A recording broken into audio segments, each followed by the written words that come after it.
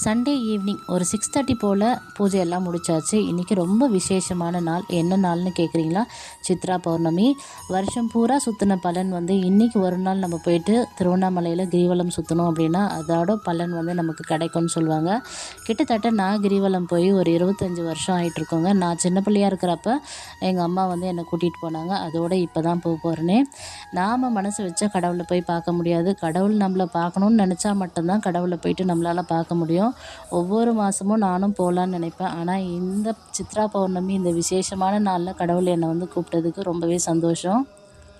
சாமிக்கு நெய்வேத்தியமாக பால், dry fruits, அதுக்கப்புறம் மாம்பழம்லாம் வச்சுட்டு சிறப்பாக பூஜையெல்லாம் முடிச்சுட்டு ஒரு 7:30 மணி போல் வீட்டிலேருந்து கிளம்புனா ஒரு பஸ்ஸும் நிற்கவே இல்லை. அதுக்கப்புறம் திரும்ப நியூ பஸ் ஸ்டாண்ட் போயிட்டு அங்கேருந்து பஸ் பிடிச்சி கோயிலுக்கு போய் ரீச் ஆகவே நைட்டு 12 மணி ஆயிடுச்சு. நீங்களும் கிரிவலம் வந்தீங்களா? எந்தெந்த ஊர்லேருந்து வந்தீங்கன்னு சொல்லிட்டு மறக்காமல் கமெண்ட் பண்ணுங்கள்.